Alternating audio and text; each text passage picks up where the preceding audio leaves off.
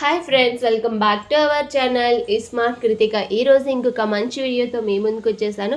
ఈరోజు వీడియోలో PCOD PCOS full day diet plan అయితే చూపిస్తున్నాను. వీడియోని ఎండ్ వరకు చూడండి. దీనికోసం వీడియోలో మాట్లాడుకుందాము. ఏం తినొచ్చు, ఏం తినకూడదు, ఏ విధంగా తీసుకుంటే మనం తగ్గించుకోవచ్చో వీడియోని ఎండ్ వరకు చూడండి. ఇప్పుడైతే ఎర్లీ మార్నింగ్ ఒక మంచి డీటాక్స్ డ్రింక్ని అయితే తీసుకోవాలి. డీటాక్స్ టీని అయితే తీసుకోవాలి. ఎర్లీ మార్నింగ్ లేచిన వెంటనే వాటర్ తాగిన వెంటనే ఒక మంచి డీటాక్స్ టీని అయితే తీసుకోవాలి. నేను దీనికోసం అయితే ఇక్కడ శంకు పువ్వుల టీని అయితే చూపిస్తున్నాను. దీనికోసం కొంచెం ఒక 2 లేదా 3 శంకు పువ్వుల్ని, అలాగే 1 ఇంచ్ జింజర్, 1 ఇంచ్ దాల్చిన చెక్కని తీసుకుని ఒక గ్లాస్ వాటర్ వేసుకుంటే అందులో మనకి ఆఫ్ అయితే మరిగిపోవాలి. ఈ విధంగా మరిగిన తర్వాత మనం సర్వ్ చేసేసి తీసేసుకోవడమే. అందులో మీరు కావాలంటే హనీ లేదా కొంచెం లెమన్ని కూడా వేసుకొని తీసుకోవచ్చు.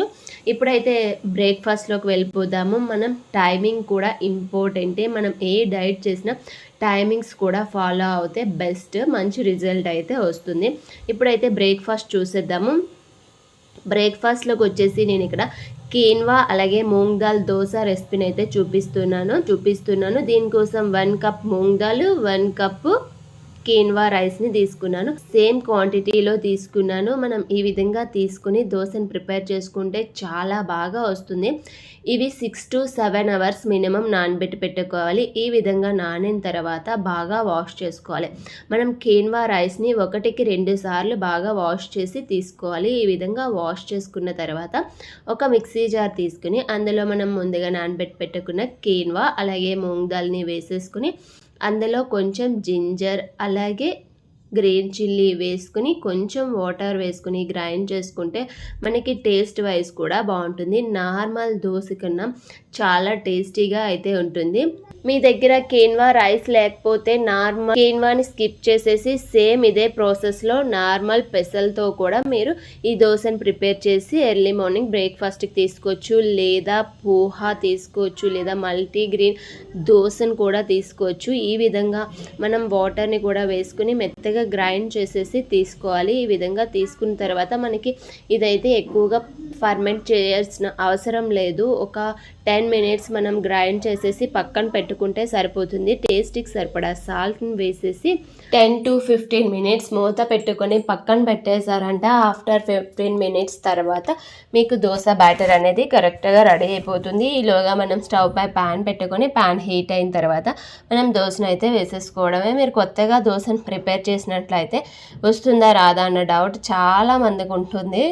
మీరు ప్యాన్ హీట్ అయ్యేటప్పుడు కొంచెం ఆనియన్ ఒక ముక్క కట్ చేసుకొని ఈ విధంగా సీజన్ చేశారంటే దోశ అనేది చాలా బాగా వచ్చేస్తుంది మనకి. లేదా కొంచెం వాటర్ని జల్లినా కూడా దోశ బాగా వచ్చేస్తుంది. దోశని ఈ విధంగా వేసేసుకున్న తర్వాత కొంచెం ఆయిల్ని వేసుకుని మీడియం ఫ్లేమ్లో పెట్టుకుని మనం ఫ్రై చేసేసుకోవడమే. మీరు ఈ డైట్ని ఫాలో అవుతూ మీరు డాక్టర్ని కన్సల్ట్ చేస్తే డాక్టర్ ప్రాపర్ మెడిటేషన్, ఎక్సర్సైజ్ అలాగే ఫుడ్ని ఏ విధంగా తీసుకోవాలి అనేది చెప్తారు కదా.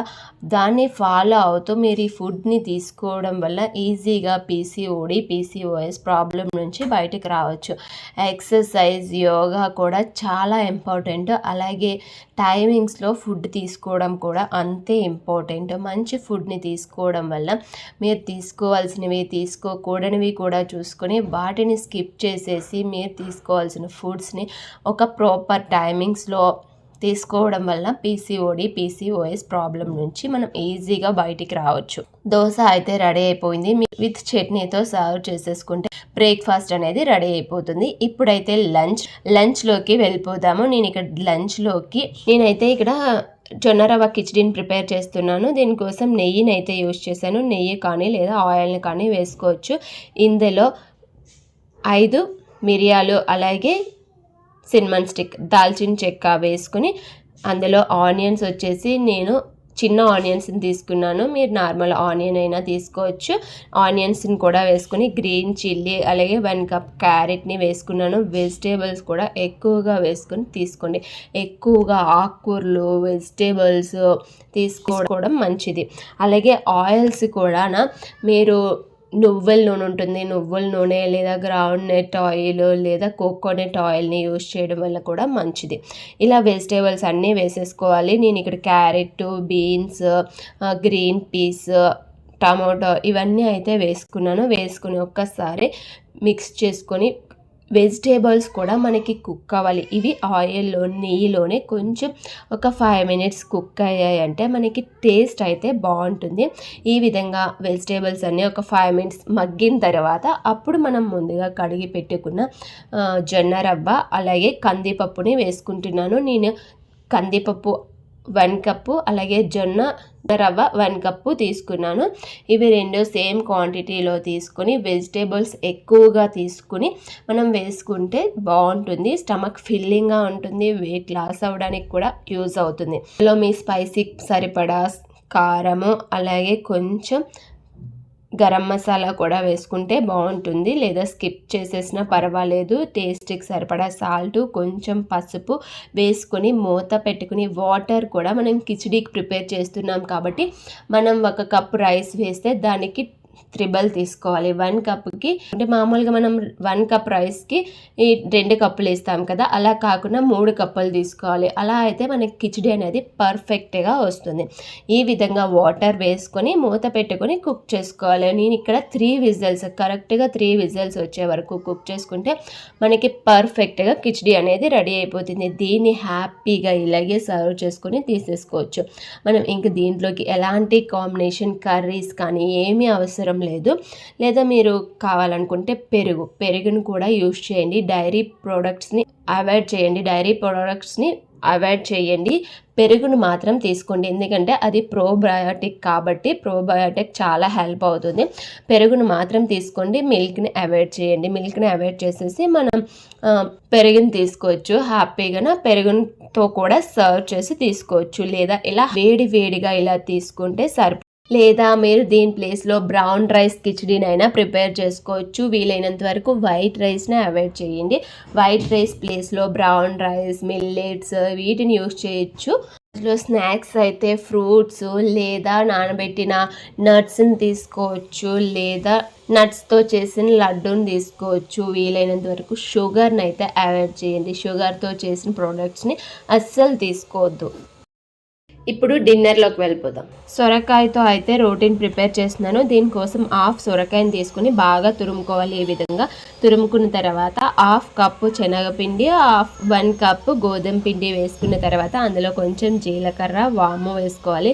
జీలకర్ర, వాము డైజెషన్కి ఇంప్రూవ్ చేయడానికి చాలా బాగా హెల్ప్ అవుతాయి. అలాగే కొంచెం పసుపు, 1/2 teaspoon red chilli powder, కొంచెం గరం మసాలా పౌడర్ వేసుకొని బాగా మిక్స్ చేసుకోవాలి. మనకి అందులో ఉన్న సొరకాయలో ఉన్న వాటర్ అయితే సరిపోతుంది. మనం వాటర్ ఏమీ ఎక్స్ట్రా వేయవసరం లేదు. ఈ విధంగా మీరు కరెక్ట్గా బ్యాటర్ అయితే మిక్స్ చేసుకోవాలి. ఒకవేళ పిండి తగ్గినట్లయితే కొంచెం పిండిని యాడ్ చేసుకుంటూ మీరు అయితే మిక్స్ చేసుకోవాలి. ఎందుకంటే సొరకాయలో వాటర్ కంటెంట్ ఎక్కువగా ఉంటుంది కాబట్టి మనం దీన్ని పిండి అడ్జస్ట్ చేసుకుంటూ మిక్స్ చేసుకోవాలి. ఈ విధంగా మిక్స్ చేసుకున్న తర్వాత కొంచెం సాల్ట్ కూడా వేయాలి. సాల్ట్ చెప్పడం మర్చిపోయాను నేను అక్కడ.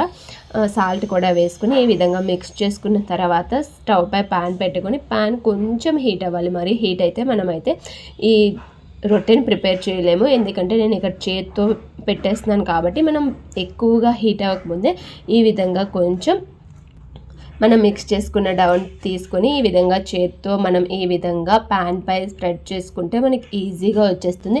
లేదు అనుకుంటే ఒక క్లాత్ తీసుకుని క్లాత్ని తడిపేసి దానిపైన కూడా చేత్తో ప్రెస్ చేసుకుంటూ తీసుకోవచ్చు. 1 టీ స్పూన్ ఆయిల్ లేదా గీని కానీ వేసుకుని మనం తీసేసుకోవడమే. 2 వైపులు ఈవెన్గా కాల్చుకుంటే సరిపోతుంది. మూత పెట్టుకొని కుక్ చేసుకోవాలి, ఎందుకంటే మనకి లోపలిది కుక్ అవ్వాలి కాబట్టి మూత పెట్టుకొని కుక్ చేసుకోవాలి. మీడియం ఫ్లేమ్లో పెట్టుకొని కుక్ చేసుకుంటే మనకి సొరకాయ రోటీ అనేది రెడీ అయిపోతుంది. దీంతో ఆకుకూరతో కర్రీ కానీ లేదా పప్పు కానీ తీసుకుంటే బాగుంటుంది. వీలైనంత వరకు ఎక్కువగా వాటర్ కంటెంట్ ఉన్న వెజిటేబుల్స్ అలాగే ఆకుకూరల్ని ఎక్కువగా ఇంక్లూడ్ చేసుకోండి. అలాగే తినకుండా వచ్చేసి బయట ఫుడ్, జంక్ ఫుడ్ని, షుగర్ ఉన్న ఫుడ్, బయట మనం డ్రింక్స్ తాగుతూ ఉంటాం కదా, వాటిని అవాయిడ్ చేయండి. వీలైనంత వరకు మీరు ఈ ప్రాబ్లం నుంచి బయటకు వచ్చే వరకు బయట ఫుడ్ని అయితే అవాయిడ్ చేయడం చాలా మంచిది. నేను ఇక్కడ చూపిస్తున్నవి వీటిని కూడా మీ డైట్లో ఇంక్లూడ్ చేసుకోవచ్చని నేనైతే ఈ రెసిపీస్ని చూపిస్తున్నాను. ఈజీగా చేసుకునే రెసిపీస్ని అయితే నేను చూపిస్తున్నాను. వీటిని కూడా తీసుకోవచ్చు హ్యాపీగా. నేను చూపించిన ఈ వీడియో మీ అందరికీ నచ్చిందని అనుకుంటున్నాను. నచ్చినట్లయితే లైక్ అండ్ షేర్, సబ్స్క్రైబ్ చేసుకోండి. ఇంకొక మంచి వీడియోతో మళ్ళీ కలుసుకుందాం.